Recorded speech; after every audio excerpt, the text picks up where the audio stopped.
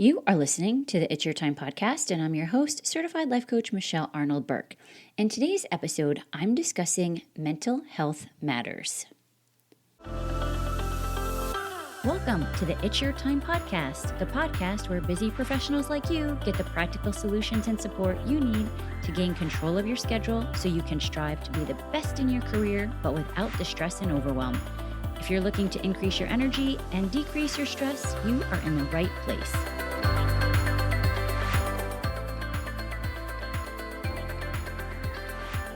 Hello. Welcome back to the podcast, friends. If you are new, how fun. We are so happy that you found us.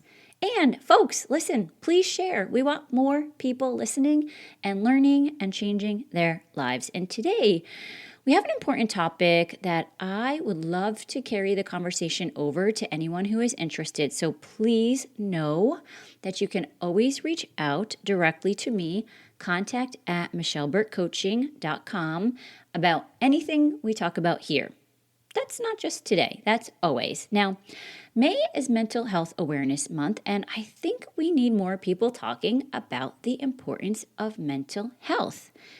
Keep in mind, I am not a doctor. This is not a diagnosis or a treatment or even a therapy session, but I do think mental health is as important as our physical health. And like I said, I think we need more folks talking about it. Now, obviously, mental health can mean many things to different people. There's so many facets to it. So today, I'll just be touching on a couple of ideas that I think would be useful for you to consider, specifically around the ideas of stress and anxiety. And I hope that you will find them to be helpful, not only for this month, but for your life. Because the truth is, what I do here every single week really is an attempt to help you with your mental health. Working with my clients is a way to help with their mental health, just on a more personalized and specific plan. Because it all has to do with your emotional, social, and psychological well-being. It basically has to do with how we think, feel, and behave. And mental health absolutely affects our daily living, our relationships, and our physical health. Think about some of the benefits that I talk about here when you're willing to work on your mental health. We know it could possibly help reduce chronic diseases related to stress or anxiety or substance abuse. Now, as far as daily living goes, you might be able to find more joy. You might recognize uncomfortable feelings are okay. You can handle them. And as far as relationships go, when you're doing this work, you can often find more connection. You can set boundaries. Something that I think is so important here that I talk about is the relationship that you have with yourself. It is everything. And of course, I think once you know that you have complete control over your time, truly understand that it is your time and you get to do with it what you want, being more intentional with it allows you to do more of what it is that you do want in life. So let's take a look at stress and anxiety. We'll dive right in because I know there are a bunch of folks that feel this way. And I was recently listening to a podcast where Andrew Huberman was talking about stress. He is an American neuroscientist and an associate professor in the Department of Neurobiology at the Stanford University School of Medicine. Side note, he has a podcast. It's called the Huberman Lab. If you are interested, I will say they are long podcasts, so you may have to listen to them in chunks, but it is super fascinating because he talks about brain development, brain plasticity, and neural regeneration. It's fascinating. So in regards to stress, he was talking about how so many people talk about stress as a negative thing. And yes, if it's long-term chronic stress, it can absolutely be negative. But also, what is long-term? There's not a lot of information around what that exactly means. But he also talks about how short-term stress can be positive, and he discusses some scientific evidence around acute stress that is good for the immune system. It has to do with the release of adrenaline, which is good for combating infection. And think about when you're in the midst of something like quarter end, for example, or maybe you have a big project that's due. The stress narrows your focus and it primes your system to combat infection and to be more focused in order to get through it. And then what happens sometimes after the stress is gone? Sometimes we get sick, right? Or think about if you've been working, and then you go on vacation, and that's when you start to maybe not feel so great. You were fine during the actual stressful time, and now the body is reacting differently. During moderate stress, the body stimulates the production of interleukins and gives the immune system a quick boost to protect, unlike chronic stress, which increases inflammation. And the release of the components that were helping fight off the infection, that is not the same as what is happening during chronic stress. Now, I want you to also think about how stress can help motivate you. Think about how some people say they work best under pressure, for example, or maybe you wait till the last minute to hand in a project, or you used to wait until the last minute to study for that final exam. Stress tends to put, shall I say, a fire under your ass, right? And also think about how stress can make you stronger. Think about all of the ways that you have gotten through certain situations and perhaps learned a few things here and there along the way so that when you are faced with another similar stressful situation, you actually feel more confident to face it because of all of the information that you have from your past experience with it. So, all of this is to say, let's look at how we tell our story around stress. We cannot always change the circumstances of our lives, but we can change how we react to them 100%. So if you have some short-term or maybe even moderate stress here and there, pay attention to what you say. Words matter. Are you telling yourself and your friends how nuts work is, how you never have a minute to yourself? Is that really true? I see it all the time. Someone was recently telling me how busy they were at work, and then in the next breath started talking about how long they play that game Wordle. Just don't let your brain lie to you and tell you how terrible everything is. Now, if you are experiencing chronic stress, get clear on what that is. What are the circumstances around this? Stress is a feeling, or it can even be a thought. You think, I am stressed, and you feel stressed. A lot of times, thoughts like, I have too much to do, I don't know where to start, I don't have any support, all of those thoughts make us feel pretty stressed. But again, I want to be clear. It is not the circumstance, it is the thinking. So first, notice what you are thinking about the circumstance. Get clear on what the facts are. I have one business plan to do. I have 2 proposals to write. I have 10 patients to call back. I have 2 kids to get to school. Be clear on the facts. It helps to neutralize the situation. Now, take a moment and simply normalize what is going on. Your brain may want to go to, I have so much to do. Because our brains love to give us all of the negative information in our life. Our brains are hardwired to look for the negativity because back in the day, that was called survival. It's normal. But now, how do you want to choose to think about the situation? I'll give you a hint. There are hundreds, if not thousands, of ways at looking at things differently. And it does not have to be go to rainbows, daisies, and butterflies. I am not saying go to, this is amazing, la, la, la, la, la. I have no stressors in my life. I understand. I get it. We all have stressors in our life. But what is a better feeling thought for you? One that is perhaps more along the lines of, I always figure it out. I can ask for help. I don't really have to do all of this. Listen, folks, I am you, right? I know there are times when you might not ask for help because you think you should be the one to handle it all.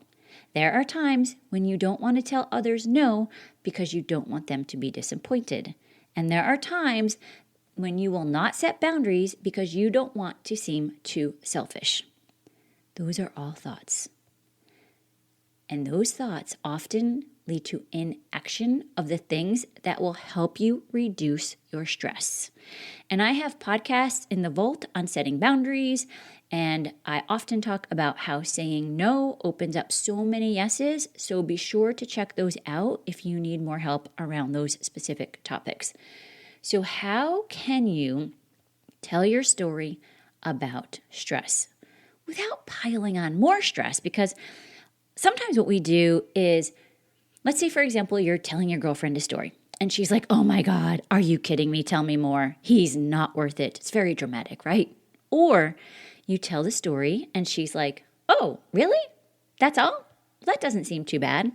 Find ways to tell your story around your life that maybe don't seem as stressful as they do today. Now, at the beginning, I also talked about anxiety, and this is a big one for many of you. My family always laughs because they are like, oh, yes, you look so relaxed, as I'm, for example, holding the baby with the veins popping out of my head. Anxiety is all around me, and I would say even our dog is anxious. And I get it. He is because I am. So what does it look like for you? And today, I'm talking about our anxiety where we still get things done throughout the day. Not so much the anxiety where medications are warranted. That is another level, and I for sure think medication helps. But again, I am not a doctor. So I am sharing some ways to help as far as mindset and what might be going on in your brain. And again, the first step is to notice what you are thinking. And Dr. Jeffrey Schwartz is a psychiatrist at UCLA. He developed a 4-step self-directed neuroplasticity process that might be helpful. And neuroplasticity is basically the way in which you can rewire, change your brain. And the research is so fascinating. And honestly, I am sure it is just the beginning. Now, he looked at patients with OCD and had 2 different groups set up. And what he found was the people that were directed to think differently about the OCD had changes in their structure of their brains. Did you hear that? They were thinking differently, and that changed the structure of their brains. And this was without taking medication. Now, he discusses 2 parts of the brain, what he calls the uh-oh center. This is where we are often triggered, and the assessment center or prefrontal cortex. So first step again, he talks about is relabeling, noticing the thought and then saying, I'm experiencing my, in this case, it was OCD thoughts again. For our example here, let's insert anxiety thoughts again. So I'm experiencing my anxiety thoughts again. Next, he suggests reframing. So that would look like I'm experiencing my anxiety thoughts again, but that's not me, that's just my brain. It's so important for us to see we are not our thoughts. I will say that again. We are not our thoughts. We cannot believe everything we tell ourselves. We act as if our beliefs, which are thoughts that we have just thought over and over and over, we act as if they are truths, and they are not. Our beliefs are the filter by which we see life, and we love to find evidence for what we believe to be true, but they are not facts. And that is so important to know because then it gives you agency over knowing that you can change them. And when you change them, you can change your world. Now, his third step is refocusing. This is where you start to focus on another activity. For me, specific to anxiety, I find deep breathing super helpful. And sometimes I'll even put my hand over my heart to remind myself I am safe. For sure, the breathing part, super helpful. Deep breath in through the nose and long breath out through the mouth. Now, side note, slow deep breaths, because there is also what is called Wim Hof breathing, and that is more in and out, in and out, in and out, and it releases adrenaline. And for some people feeling anxious already, it might actually put you into a panic attack. On the other hand, I have found that Wim Hof breathing super helpful for gaining energy, but be careful with it. You can check that out separately online if you go to YouTube and just search Wim Hof breathing. Okay, so deep, slow breath in and slow breath out until you notice the anxious thoughts are gone. And the last step that he discusses is revaluing. This is where you tell yourself something like, the anxiety wasn't serving me, I'm always safe, I know how to take care of myself. Basically, the point is to interrupt the pattern and then begin building a new neural network around whatever it is that's causing you the anxiety. So right now, the default thinking will always bring you into that anxiety state. It's the neurons that wired together. It's a well-known pattern that you have, so we want to interrupt that and begin building a new pattern around, again, whatever it is that's causing you the anxiety. And honestly, sometimes simply just saying, I feel anxious, and describing what that is physically. I have tightness in my chest. My head is pounding. My heart is racing. My palms are sweaty. That alone, taking the time to describe what that is, can allow you the opportunity to be more of the observer of it and not feel like you are it. Again, it's that differentiation between being it and observing it. And again, I am not saying pretend that it doesn't exist. I think, in fact, that's another layer that we pile on top of ourselves. We think that we shouldn't feel anxious, and so we try to resist it, which never works. Think about the beach ball in the ocean. You try to push it down, push it down, push it down, and then what happens? It eventually just explodes in your face. When we let the beach ball float next to us, accept it, ride the waves of it, bring the anxiety along for the ride, right? I've talked about this in previous podcasts. Like, it can come along for the ride. It's just not in charge of the music, right? It does not have to be what directs us. We have more control over keeping it in check when we're not trying to push it away, push it away, push it away. And a lot of this work is simply making room for the discomforts of this thing that we call life. To recognize the point is not necessarily to always be happy, happy, happy. Now, yes, of course we want to bring joy to our life. And yes, we want to experience the amazingness. Is that even a word? It is here today, the amazingness of life. But we are all human with human brains. And we are here for the human experience, the full one. And that means we take all of it. And just being willing to do that, take on the full human experience, can give you so much peace. Okay, friends, you know I love doing all of this work with you here, and I also love being able to take it to the next level with one-on-one coaching. So if you are ready, and even if you're not, you might have to start before you're ready. Let's chat. I recently just opened up some more times on my calendar for free calls to connect. So just go to michelleburtcoaching.com/connect. Get on the calendar and let's start getting you the changes that you most want. Again, michelleburtcoaching.com/connect. And let me remind you, there's no obligation. Just get on the call and you will leave with something more than what you came to the call with. It's so much fun. Okay, that's what I have for you today. Let's circle back next week, but for now, make it a great day. Take care.